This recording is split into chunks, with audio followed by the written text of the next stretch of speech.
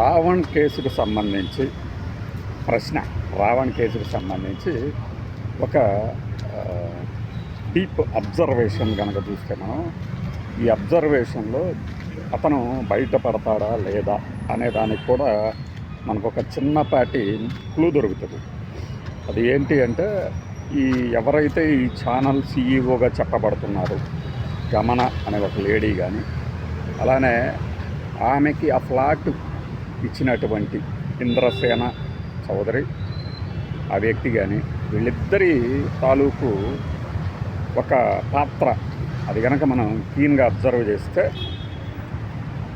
ఈ కేసు నుంచి రావణం చాలా ఈజీగా బయటపడతాడు అనిపిస్తుంది. అది ఎలా అన్నదే ఈ వీడియో. అది ఏంటి అంటే, ఏదైనా ఒక సంస్థకు సంబంధించి పై ఆదేశాల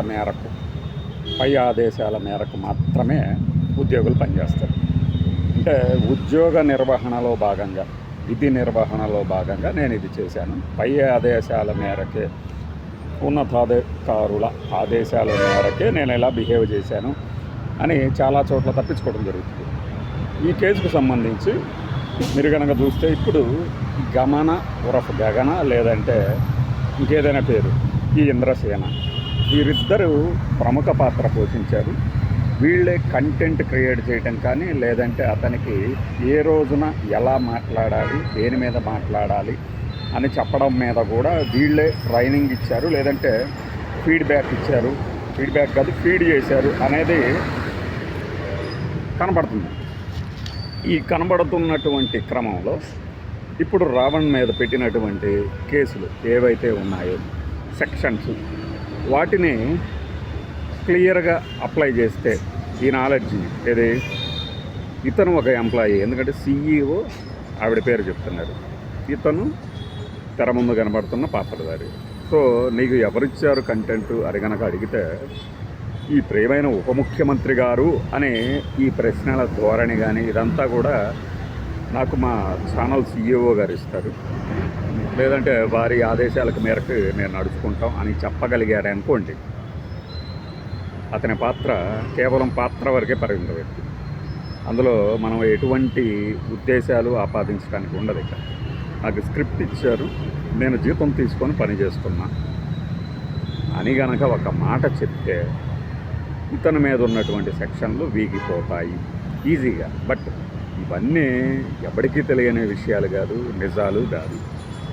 మనకి అప్పుడెప్పుడో ఒక పాత మలయాళ వెబ్ సిరీస్ ఒక 2 years బ్యాక్ వచ్చింది కదా, దాంట్లో మన హీరో టొవినో థామస్ వాళ్ళ తండ్రి హత్యలు చేశాడు అనే ఒక అనుమానంతో వచ్చినటువంటి రెండో కోడలు వెతుకుతున్నప్పుడు చెప్తాడు, ఎవరికీ అక్కర్లేని నిజాలు ఎందుకు అని. అలానే ఈ నిజాలు వీళ్ళకి అక్కర్లేదు, అతనిని అరెస్ట్ చేయడం మాత్రకే వాళ్ళ పాత్ర పరిమితం అనుకున్నప్పుడు ఇవన్నీ పనికిరావు. బట్ ఇది కోర్టులో ఉన్న కేసు కాబట్టి కోర్టులో వాదనలకు నిలబడినప్పుడు కంటెంట్ ఎవరు ప్రొవైడ్ చేశారు, మీరు ఏమి చేశారు అంటే, నేను ఉద్యోగిని, కంటెంట్ వారు ప్రొవైడ్ చేశారు అంటే చాలు, ఫ్రీగా వచ్చేస్తారు. దీనికి ముంచి మొదటి నుంచి ఆ జడశ్రవణ ఏదైతే చెప్పుకొచ్చాడో, దాని తర్వాత ఏబి వెంకటేశ్వరరావు లాంటి వాళ్ళు కానీ వీళ్ళందరూ మీరు ఏదైతే కొన్ని పాయింట్లని కట్ చేసి పెట్టి చెప్తున్నారో అది కూడా అతను సొంతంగా చెప్పింది కాదు, వాయిస్ ఓవర్ మాత్రమే ఇచ్చాడు అని.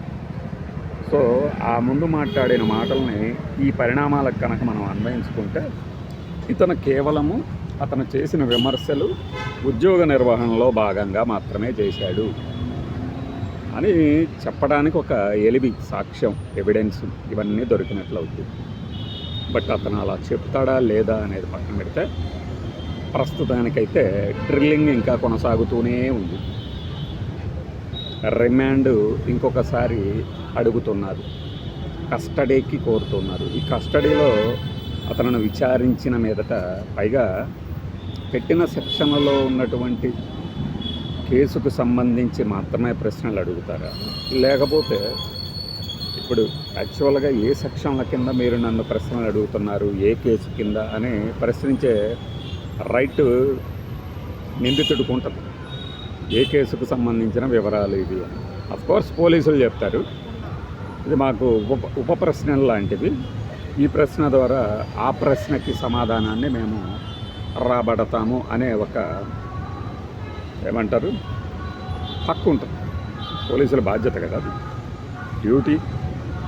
విధి నిర్వహణలో భాగంగా, ఎంక్వైరీలో భాగంగా ఏ ప్రశ్న అయినా అడగచ్చు. బట్ ఈయనకి లాయర్ల సమక్షంలో ప్రశ్నలు అడగాల, లేదంటే జ్యుడిషియల్ ఎంక్వైరీనా ఇది, పోలీస్ కస్టడీనా, వీటిని బట్టి తేడా వస్తుంది. ఏదేమైనా కూడా ఏంటంటే మనం చేసిన ఈ అబ్జర్వేషన్ చాలామంది చేసి ఉంటారు, కానీ చెప్పలేదు ఇంతవరకు. ఏది, ఇతను ఉద్యోగి మాత్రమే, ఉద్యోగి మీద ఇలాంటివి పెట్టడం కుదరదు. కానీ ఒక చోట ఉంటుంది, ignorance of law is punishable అని. అంటే నాకు ఈ చట్టం ఉందని తెలియదు కాదు, ఇది చట్ట వ్యతిరేకమని నాకు తెలియదు అన్నంత మాత్రాన చట్టం వదిలేదు. అది కూడా గ్రావిటీని బట్టి, కాగ్నిజెన్స్ని బట్టి ఆలోచిస్తారు. ఇది కూడా కోర్టులో అప్రాల్ లాయర్ల తాలూకు వాదనలే కదా జడ్జి గారు చూసేది, ఏమని వాదిస్తున్నారు, అలానే ఏమని ఆధారాలు ప్రవేశపెట్టారు అని.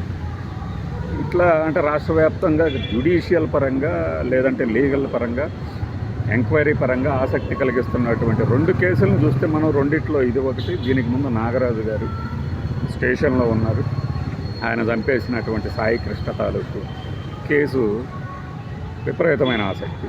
అదైతే దాదాపుగా నిద్రావస్థకి చేర్చినంత పని చేశారు, కానీ అది ఇప్పటే అవ్వదు, ఇంకా ఉంది దానికి సంబంధించి. బట్ దానిని కవర్ చేస్తూ ఈ కేసు వచ్చింది, అంటే మీడియా పరంగా. బట్ లీగల్ పరంగా ఎక్కడ జరగాల్సినటువంటి ప్రక్రియలు అక్కడ జరుగుతూనే ఉంటాయి. నెల్లూరు సబ్ జైల్లో ఉన్నటువంటి, లేదంటే రాజమండ్రి జైల్లో ఉన్నటువంటి నిందితులు ఎక్కడైతే ఇన్సిడెంట్ జరిగిందో అక్కడ దాకా తరలించుకొచ్చి మళ్ళీ తీసుకెళ్ళటం సాయంత్రానికంటే కుదరదు అనే కోణంలో నాగరాజు, సరే అది వేరే దాంట్లో మనం మాట్లాడుకుందాం. కానీ ప్రస్తుతానికైతే ఈ యొక్క మనకేదైతే ఈ కేసు రావణ్కి సంబంధించి లాయర్లు మారినా, లేకపోతే ఆయన తరపున వాదించేవారు మారినా ఎక్కువ సమయం ఆయన శ్రవణ్ కుమార్ గారు ఏమని అంటారు, వాళ్ళకి ఏంటంటే ఎక్కువ రోజులు రిమాండ్లో ఉంటే సింపతి ఏదో వస్తుంది అనుకుంటున్నారు. అందుకనే ఒక కేసులో అతనికి ఏమీ రిమాండ్ గురించి, బెయిల్ గురించి పట్టించుకోలేదు వైఎస్ఆర్సీపీ అనే ఒక ఆరోపణ కూడా చేశాడు ఆయన. దాన్ని ఏమీ నిరూపించలేము కదా. అంటే జైలులో ఉండటం సానుభూతి అంటే ఏ పార్టీకి సానుభూతి వస్తుంది, ఎలా వస్తుంది అనేది ఆ ప్లాన్, నిజంగా ఒక ప్లాన్ కనుక ఉంటే ఆ ప్లాన్ వేసిన వాళ్ళకి తెలియాలి. కేసుకు సంబంధించి విక్టింగా మారిన వ్యక్తి తాలూకు భావాలు బయట ప్రచారం అయితే ఎక్కువ ఇంపాక్ట్ ఉంటుంది, కానీ జైల్లో ఉండి బయటకు వచ్చాడు అంటే అసలు పట్టించుకునే కాలం కాదు కదా ఇది. ఈ కోణంలో చూస్తున్నప్పుడు మరి రావణ్ కేసులో ఈ చిన్న అబ్జర్వేషను కరెక్టా కాదా, మనలో ఎవరైనా ఈ లీగల్ పరమైనటువంటి ఒపీనియన్స్ తెలిసిన వాళ్ళు కామెంట్ చేయొచ్చు.